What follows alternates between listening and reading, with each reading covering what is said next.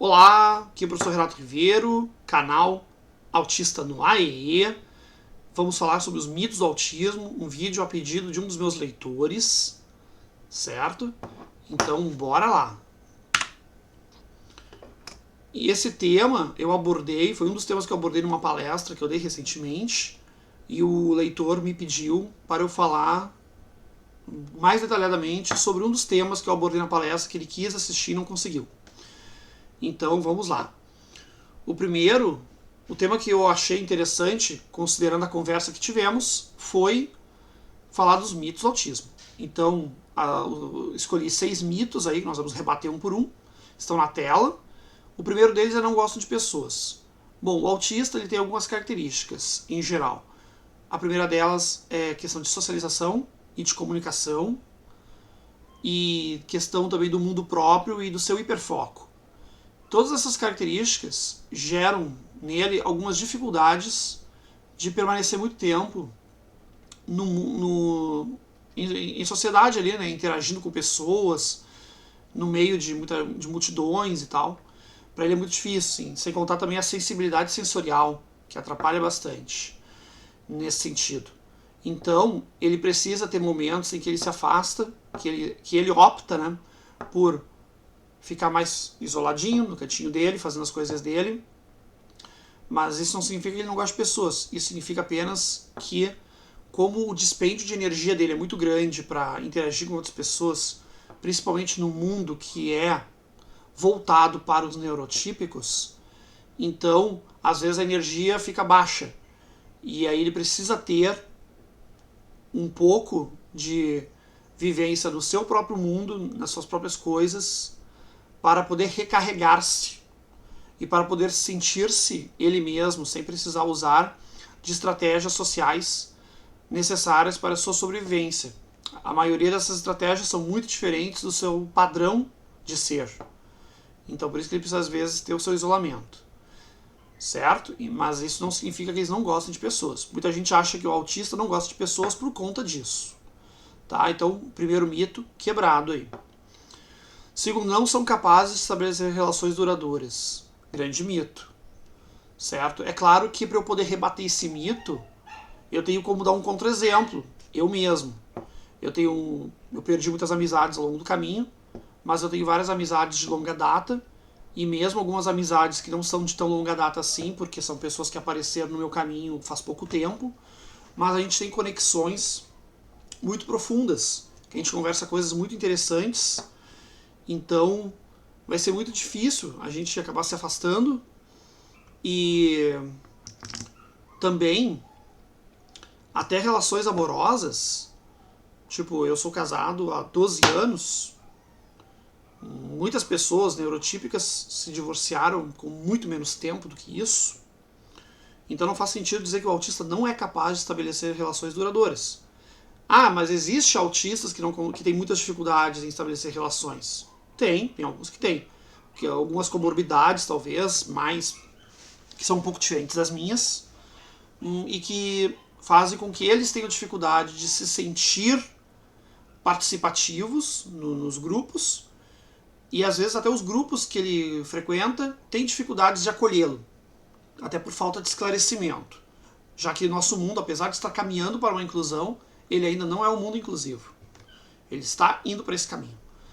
Tá? Mas agora não dá para dizer, generalizando, que autistas não conseguem estabelecer relações duradouras.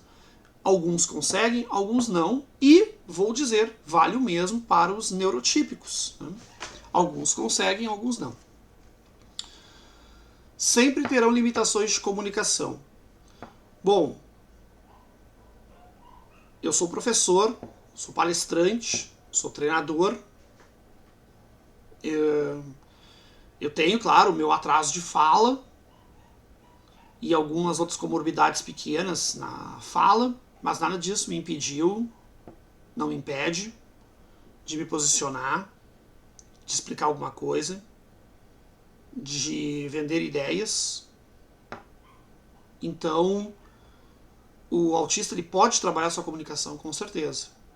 E eu digo para vocês, assim, o que mais me ajudou a trabalhar a minha comunicação foi a programação neurolinguística.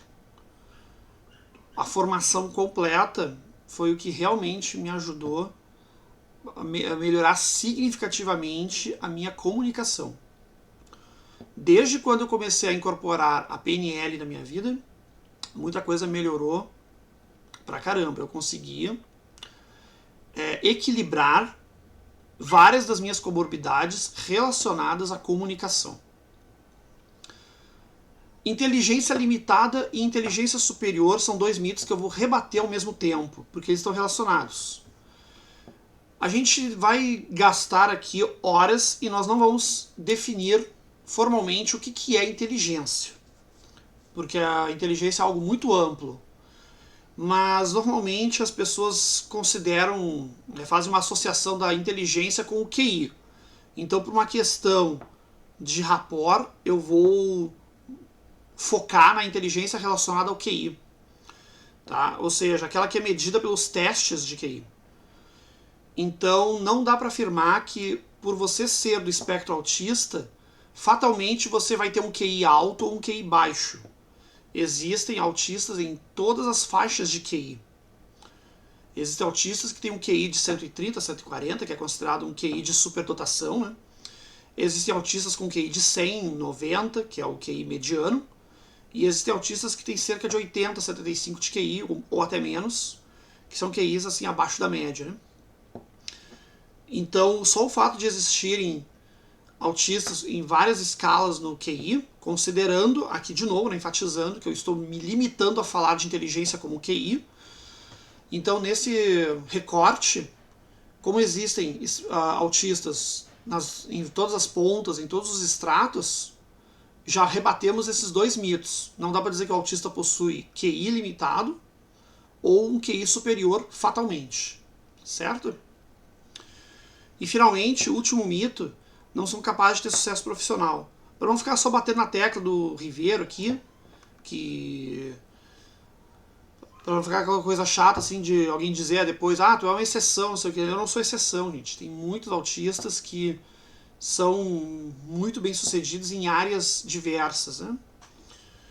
Então temos, por exemplo, autistas nas áreas esportivas, temos autistas na área das artes, em diversas áreas das artes, na arte da dramaturgia, na arte da pintura, na arte da poesia, inclusive, que é algo bem difícil para alguém do espectro.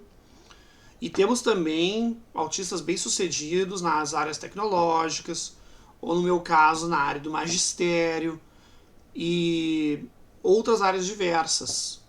Então não dá para dizer que é incapacidade de ter sucesso profissional.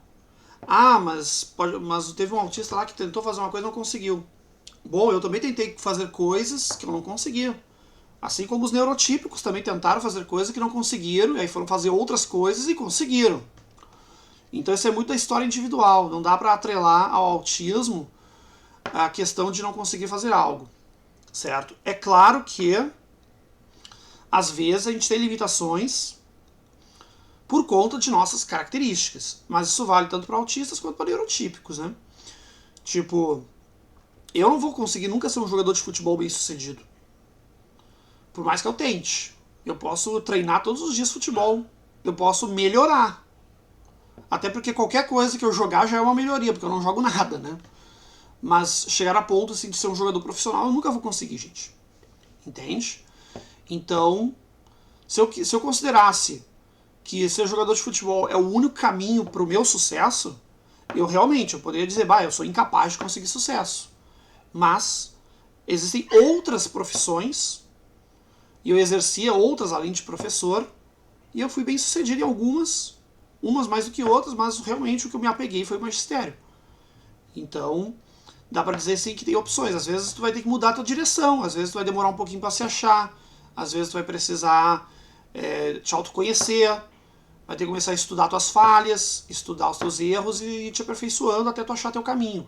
Às vezes não é rápido, às vezes o esforço é grande, mas é possível sim, tá bom?